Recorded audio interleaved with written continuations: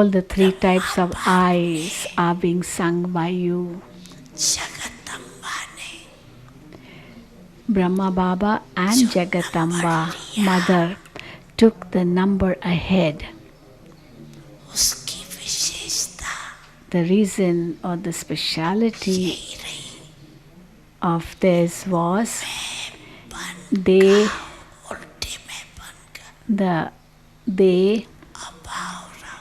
did not have the false I-ness in them.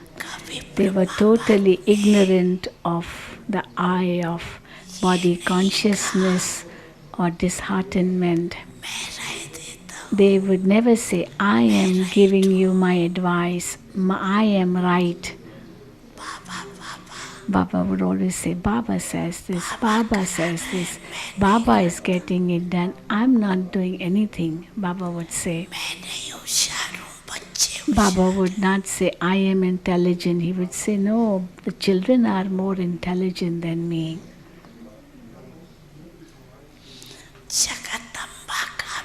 Even Mama Jagatamba had a slogan. Do you remember Mama's slogan? The old ones know it. They must be remembering it. Jagatamba used to say, Mama used to say, very lovely words. Mama used to say, Hukumi hukum chala raha, means the one who's giving the orders is making me work. I'm not doing anything. The Father is making me do it. Karavanhar is the Father and He's getting it done, or He's making me do it.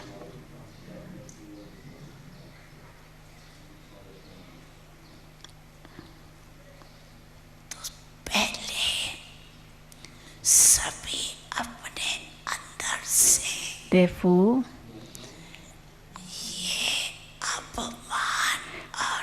the first thing you have to do is to finish the I of ego or the I of disheartenment in you. Say Baba, Baba and everything in a natural way.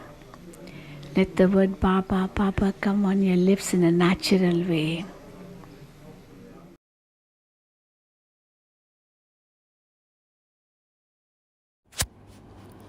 Om Shanti.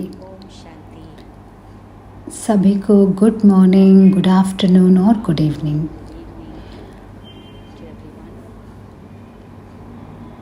आप सभी से मिलकर और आप सबके साथ मेरा चिंतन और अनुभव शेयर करने में मुझे बहुत खुशी हो रही है।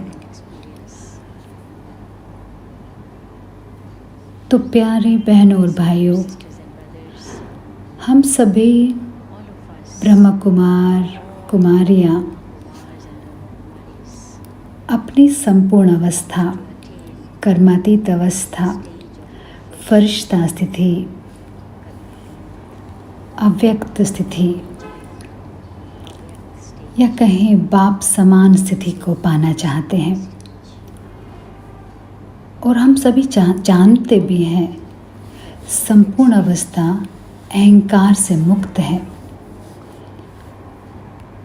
फरिश्तों के लोक में, सूक्ष्म लोक में जाने से पहले आखिरी साकार मुरली 18 जनवरी 1969 को बाबा ने 3 बातें कही। निराकारी, निर्विकारी और निर्विकारी बनो। असल में यही आध्यात्मिकता का सार है। जैसे ही उन्हें ये ज्ञान मिला कि वह एक आत्मा है, तो ब्रह्मा बाबा ने इस ओर अपना पुरुषार्थ आरंभ कर दिया था।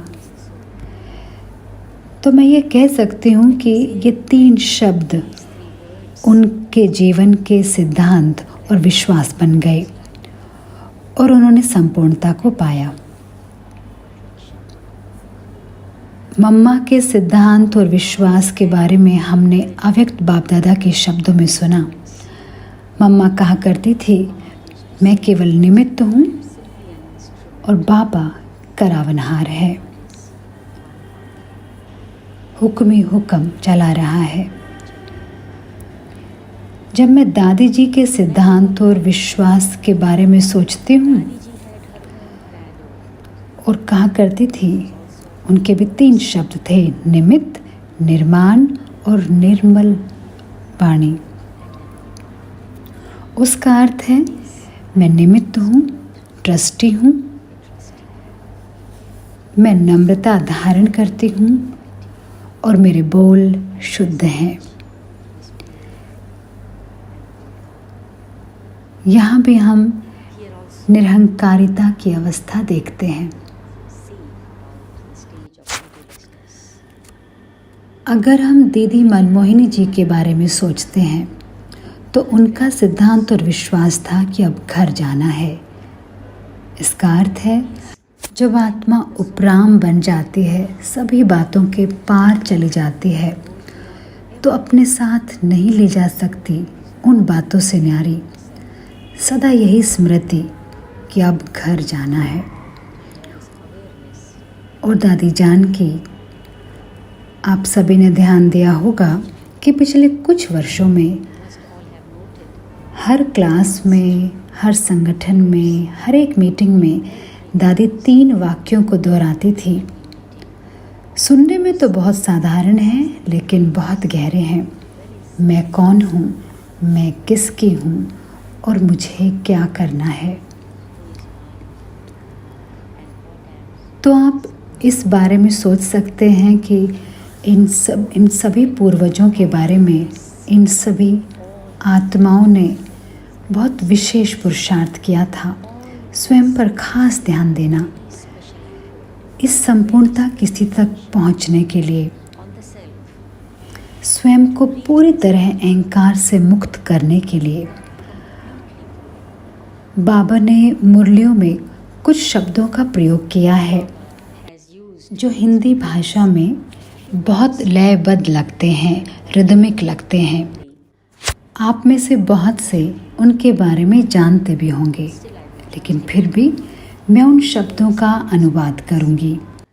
वे शब्द हैं स्वमान और सम्मान। स्वमान का अर्थ है स्व को मान देना और सम्मान अर्थात दूसरों का आदर करना। फिर शब्दों की दूसरी जोड़ी है अभिमान और अपमान। अभिमान अर्थात अहंकार और अपमान अर्थात दूसरों का अनादर करना या अपमानित होने की फीलिंग आना। शब्दों की तीसरी जोड़ी है फरमान और अरमान। फरमान अर्थात आदेश और यहाँ इसका अर्थ है श्रीमत, बाबा की सलाह, बाबा का डायरेक्शन। और अरमान अर्थात इच्छा। तो अगर अहंकार या निरहंकारिता को हम काल चक्र के संदर्भ में देखें तो यह चित्र हमारे सामने उभर कर आता है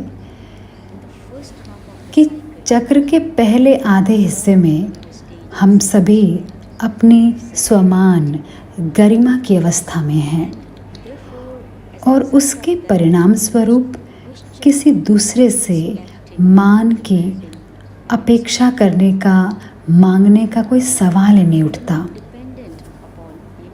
हम खुश होने या संतुष्ट होने के लिए किसी पर निर्भर नहीं करते थे। हम स्वाभाविक रूप से एक दूसरे को सम्मान देते थे। हम स्व के साथ आराम से थे और दूसरों के साथ भी सहज और आराम से थे। हमें कोई शिकायत नहीं थी।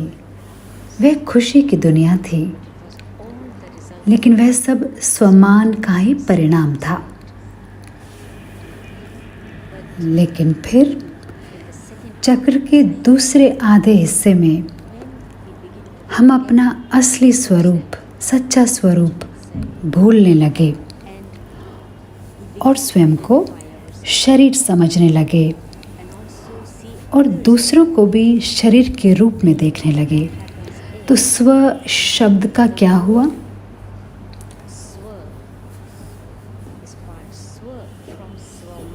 तो स्वमान से जो स्व शब्द जो है वो समाप्त होने लगा,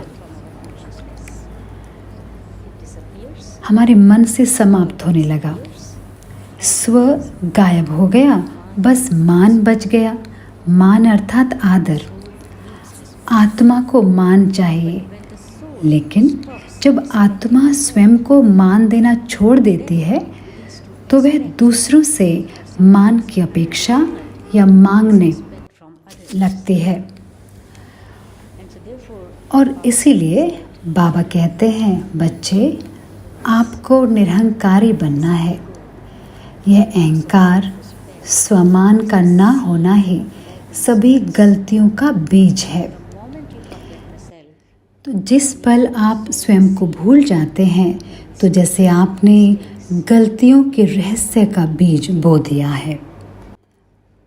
आप एक के बाद एक गलतियां करते रहेंगे और वास्तव में हम में से कोई गलतियां करना नहीं चाहता। हम गलतियां करने से मुक्त होना चाहते हैं। इसीलिए अब मैं कुछ युक्तियां, कुछ तरीके बताऊंगी जो मैंने इस निरहंकारिता की अवस्था तक पहुंचने के लिए प्रयोग किए हैं।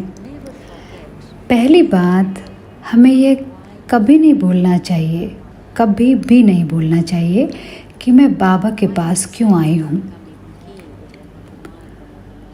क्यों मैंने ब्रह्मा कुमार, ब्रह्मा कुमारी बी के बनने का निर्णय लिया।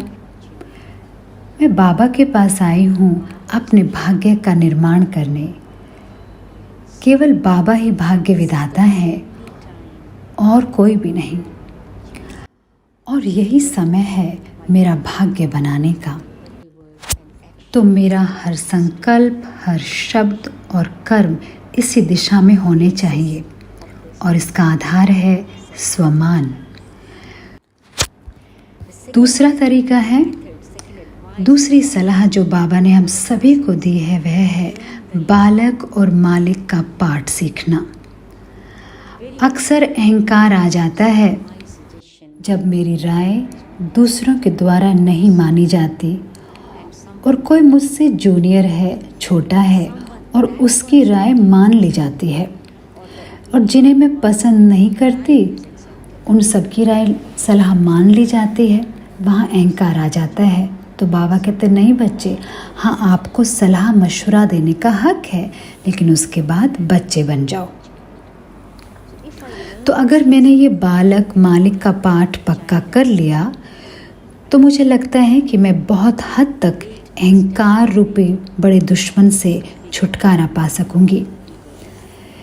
इसी संदर्भ में तीसरा है, बाबा ने हमें पहले आपका पाठ भी तो पढ़ाया है, लेकिन कुछ स्थानों पर मुझे ही पहले आना है। जैसे मैं पहले आऊं जब बात परिवर्तन की हो, आपको पहले आना है। जब नाम मान शान प्राप्त करने की बात हो, यही ब्रह्मा बाबा ने किया ना, और हमें बाप समान बनना है। तो हमें समझना चाहिए कि कहाँ पहले आप और कहाँ पहले मैं प्रयोग करना है।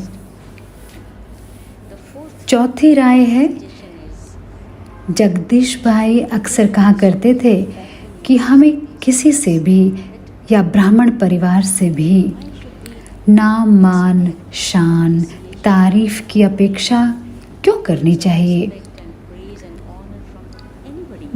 बस याद करो कि शिव बाबा आपकी प्रशंसा में कौन से शब्द प्रयोग करते हैं, बाबा कैसे आपकी तारीफ करते हैं। जैसे बाबा आपका मान रखते, बच्चे आप मेरे आँखों के नूर हो, आप विश्व कल्याणकारी हो, आप संसार के लिए लाइट हाउस हो। क्या कोई मनुष्य इन शब्दों का प्रयोग कर सकता है? बाबा जिन शब्दों का आपके लिए प्रयोग करते हैं उनकी गहराई को महसूस करें, और अपने स्वमान को बढ़ाएं। और अंत में मैं कहना चाहूँगी कि याद करें दादी जानकी जी क्या कहा करती थी। दादी के सिद्धांत और विश्वास को याद करें, उसे अपना सिद्धांत बना दें और अक्सर स्वयं से पूछें, मैं कौन हूँ, मैं किसकी हूँ और मुझे क्या करना है। खासकर इस समय जब घर जाने का समय है, या फिर आप अपना ही कोई सिद्धांत या विश्वास बना लें। मुख्य बात है हमें अहंकार से मुक्त होना है। आप सभी को शुभकामनाएं। ओम शांति।